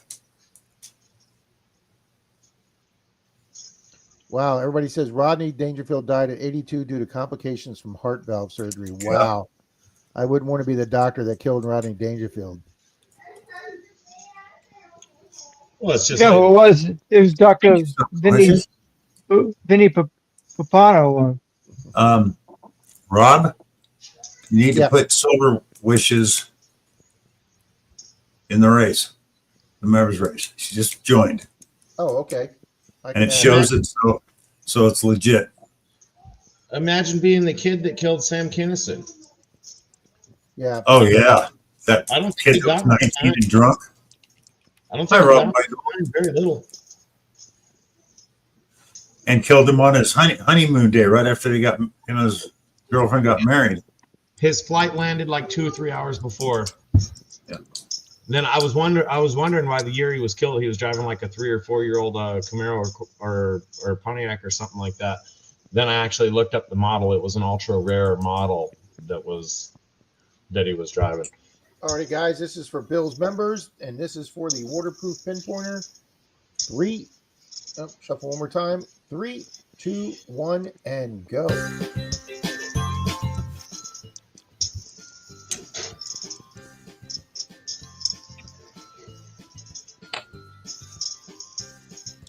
Well, Johnny, I could incline press 310 pounds for 4 sets of 10. Yeah, that'd never leave my chest, Bill.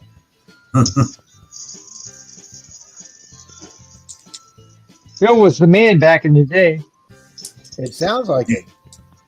Then I blew up my back by trying to deadlift 800 pounds. I almost held it long enough, but my back gave just before the buzzer went. That pretty much ended that career. And you've been paying for that for the last 30 years. Yep, I sure have. Well, I'm actually impressed. I can see Menardo on the screen.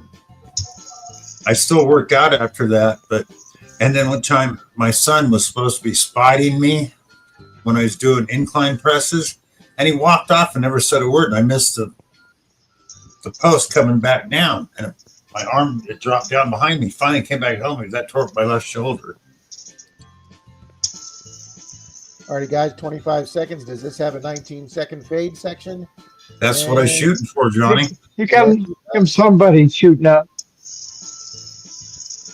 Here comes Crazy About a Merc coming in the back. Here comes James Ellen. Thank you, Tom Kingery. It's going to be Park Rat or Crazy About. Oh, nope. Here comes Angie and Rick. Oh, my God. No way. No. Hell just froze over. Hell Yep. just froze over, people.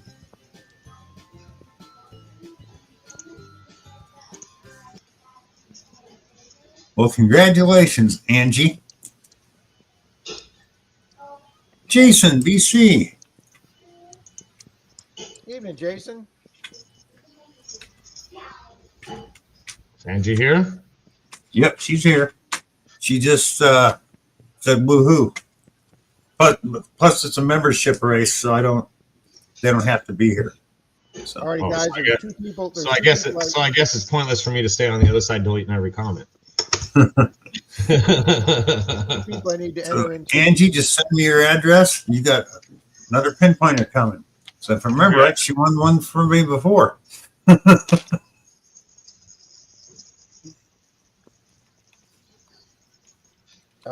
Bill Silver Wishes wants to do a donation for races.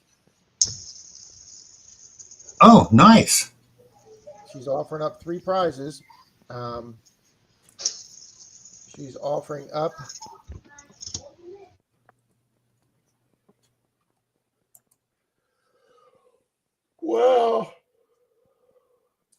Silver Wishes. I don't know if I can. Here, I'll just do it this way, Bill. She's offering 3 uncirculated $2 bills, Bill. Wow. Nice, Silver Wishes. One for first place, one for 35th, and one for last.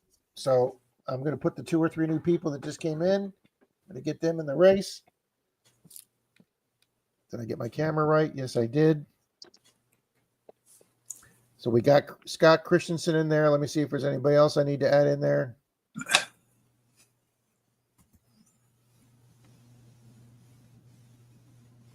Thank you, Silver Wishes.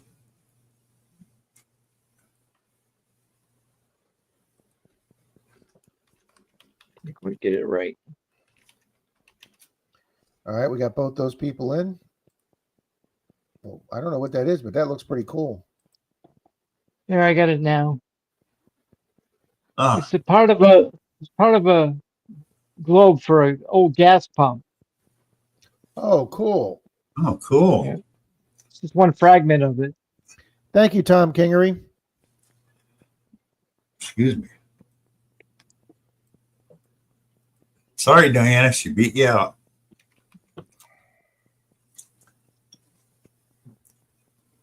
Yeah, my old automotive dump out behind my place. I still remember, like, some of Bill Ladd found all them signs that one time out behind that shop. Oh yeah, that was a lot of money. Signs Yeah. are big money. Wasn't it something like 2,000, 1,500 or 2,000 signs they found that day? It's just incredible. It was just a pile of them. Yeah. The signs I found, I usually get around $150, $200 a piece for them. Yeah. Good evening, Mr. Jason, BC Treasure Trails. The big ones go for way more. I know that. If you got a I got an old Oldsmobile sign that I drug out. It was 5 feet long by like 2.5 feet wide. yeah. I got 300 for that one. Nice. Oh, you sold it cheap. Wow, Oh. guys, we got 61 people in this race. So thank you to Silver Wishes. Good evening, Old Paylone. We got now 62 people.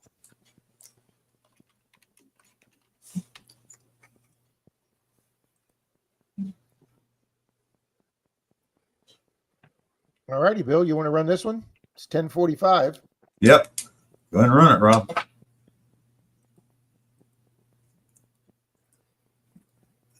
All righty, Bill. Go ahead and bring it up.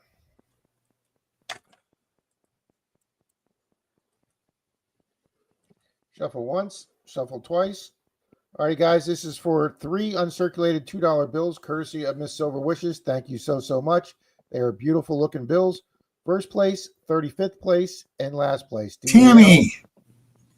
Oh, Nugget Shooterette. Nugget Shooterette. Is that Tammy? Yeah.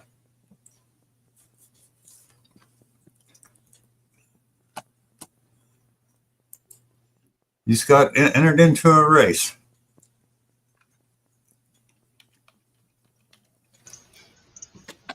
All right.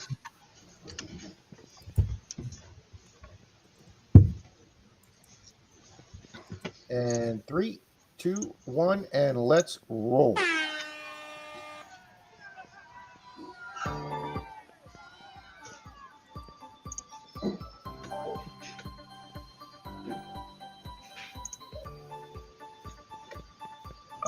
Thanks, J. Paul.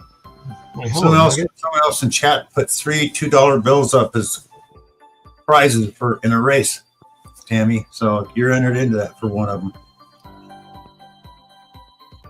Danny Dizzle's out front early. Mr. Jim Steele's up there. Silver Wishes. Bernardo Robs in his purple plane. That only means they're going to lose. Hey, Rob. Sir.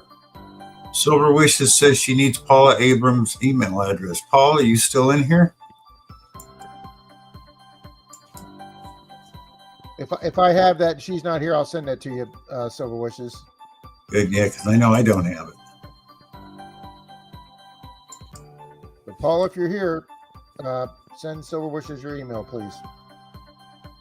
And I think there's a couple people that J. Paul needs addresses for. I need little penny coins to email me.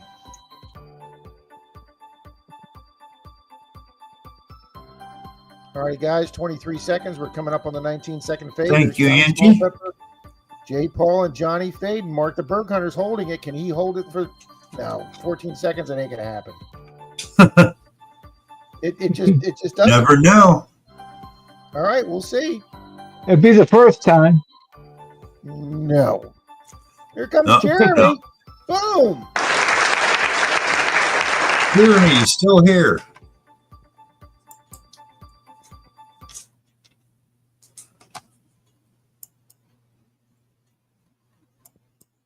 All right, let's get the timer going.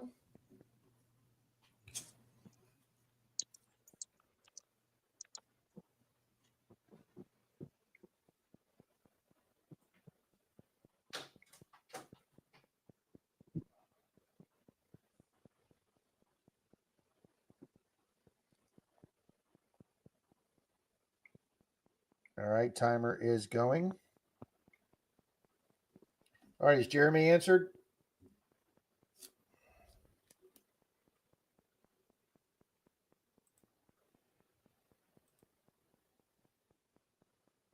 Did I hit a button? You guys hear me? I can hear you. Oh, okay. Yeah. Did Jeremy answer? I haven't seen him yet. Okay, so let's go to 35th.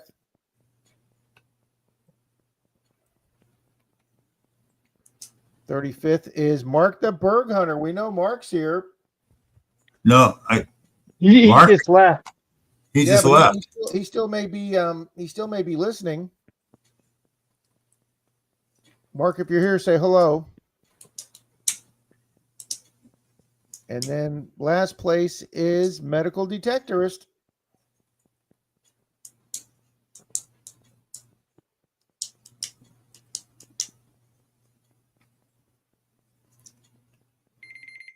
Okay, there we go. Did Jeremy answer? Never saw it. Nope. Okay, so we go second is Julie. Oh, she just answered. She just answered a second ago. She answered at, oh, wait a minute. No, Tom Kingery's asking if she's still here. Yeah. Julie, are you still here? You folks are leaving at the wrong time. Danny, we don't have any yet. Well, Dig in Louisiana, are you still here? Yep.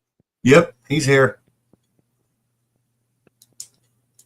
All right. Well, first place goes to Dig in Louisiana, Bill, if you write that one down. Yep. And then 35th is going to be Mark. Did Mark answer? Nope. Okay, so we go down first and then we go up. So it'll be 5 Mile Relic Hunter first, and then Javier second. So 5 Mile, are you here, sir? 5 Mile Medical is here for DAL, says Tom Kingery. And 5 Mile is here. 5 miles here. 5 miles here. So there we go. The 35th will go to 5 Mile, and DAL will go to Medical. Boom. We have 3 winners. And I know Silver Wishes just put her email up there, guys. Yep. A couple of times. So Thank you, Tom K. All right, little penny. That's Try and right. send it to Julie me did as say. well. That's right. Julie did say she was leaving. She wished everybody good night. Danny says, Yeah. "Oh my God, see my plane."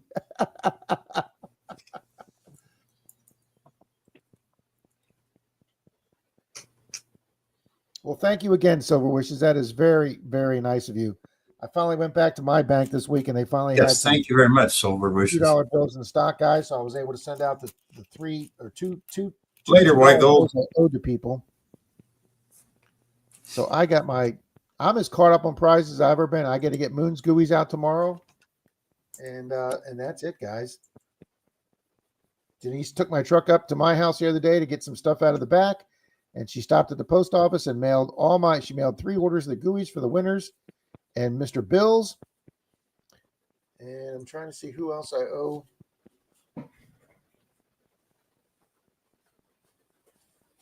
I've got one person I got to check on a prize from February that I might owe them. But I had these 14 people that I was behind on, and I got all of them out this week. Every single one of them got a red line through it this week. I was a mail-in fool this week, Richard.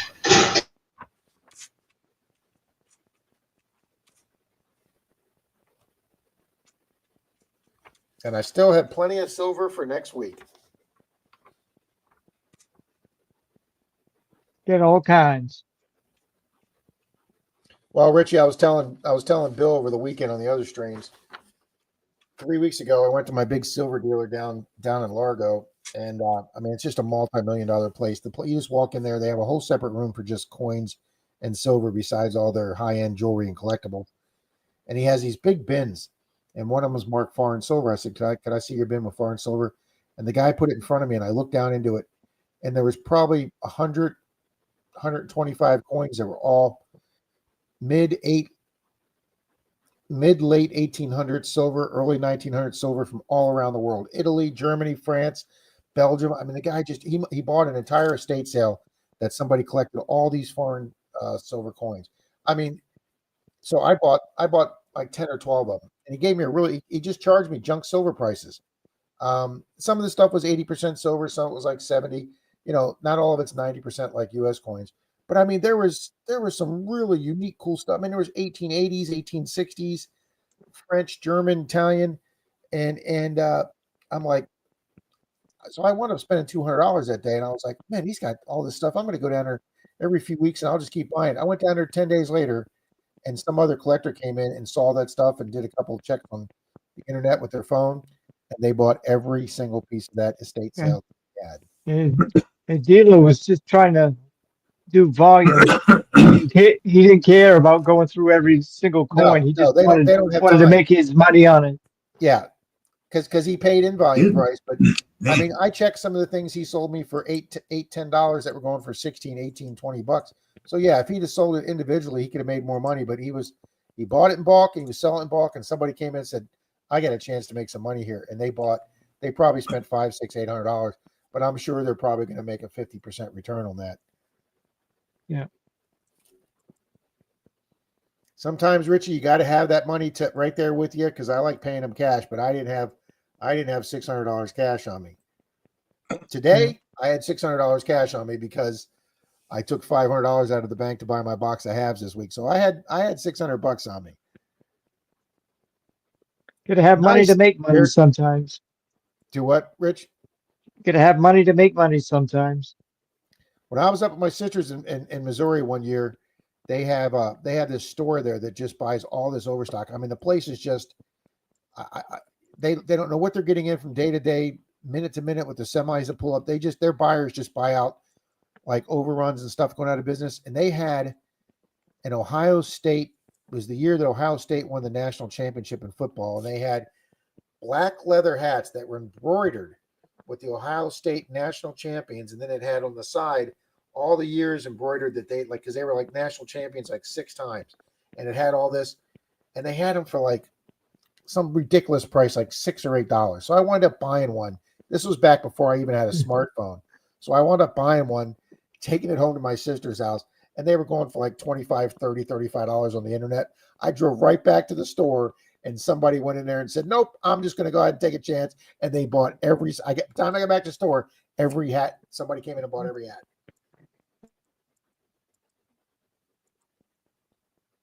Silver Wishes says all hers went out. Silver Wishes, I guess since you're telling me that, can I mark off yours for everything that you've offered on my stream over the last 2 months? I'm sure it is. Silver Wishes is somebody that sends out her prizes right away. Miss Fairy does have a great night. I'm a Michigan fan. I wouldn't give you 25 cents for that hat. Hey, to each their own, okay? Yeah. Wow, Dennis, what the hell are you doing up this late? Yeah. I did leave, Moon. I did leave. I don't have an American Express anymore, Moon. That card's just too expensive to have. Yep, there you go, Danny. It takes money to make money, but a lot of luck to win the slots.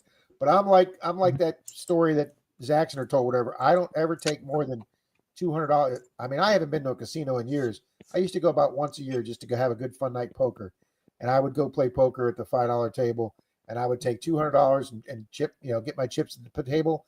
And if I got to play poker for 4 or 5 hours with some other guys at the table for my $200, I can. Good night, Amanda.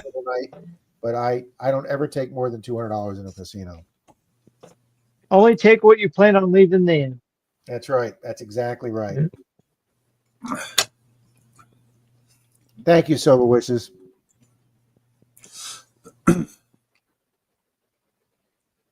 Wow, nice, J. Paul. I wish I could highlight people, but I'm not on Bills. I'm not off the Bills management. Take care, Miss Amanda.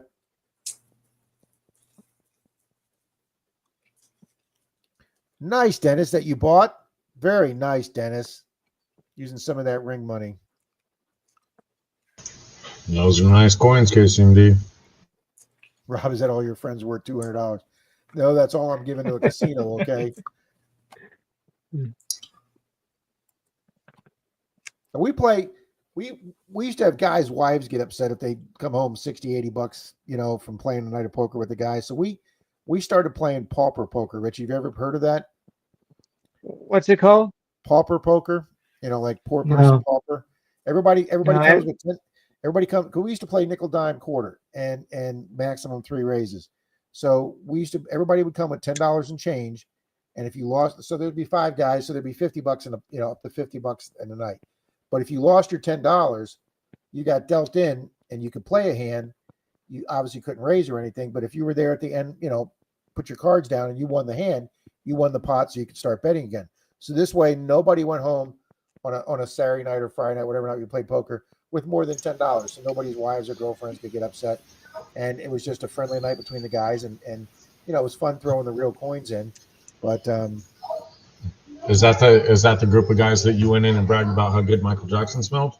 Yes, it was, and I took a lot of crap. That was that group of guys. Good night, Jim. Nice, Scott. Scott says, I found a 56 Canadian corner in Coinstar today. Boom. Congratulations, Scott. My Coinstar was empty today, like it always is.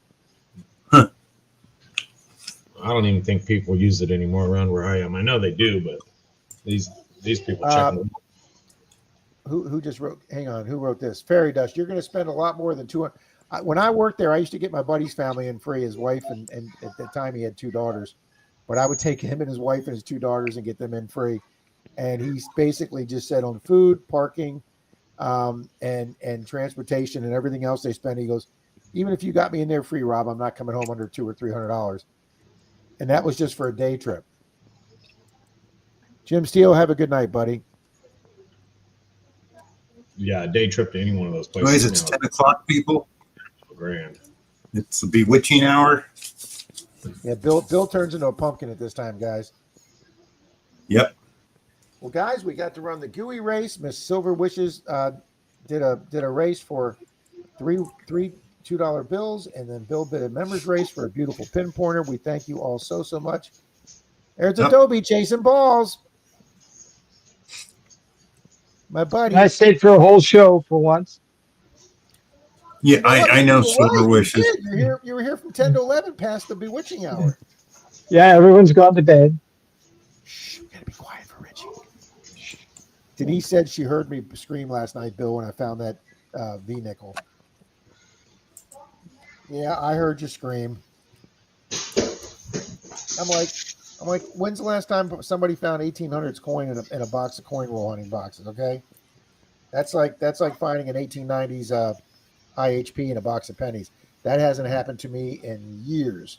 So hold on. When Charlie comes back, we get to rub in his face that you actually found a V nickel just going through rolled nickels. I know That's everybody's awesome. saying that. Poor Charlie. Not only is he not done with, poor Rob finds one in a box of nickels. Or what? That's got to be heartbreaking. We will be sure to point that out. There you go. Oh, I'm going to have to take care of that somehow, Silver Wish. 79. Yeah, that's ridiculous. That was a great stream, everybody. It was. I don't know who that's Right, through. All right, everybody. Bill, We'll talk to you guys Good night, later. everybody. bye. everybody have a great night. Take care.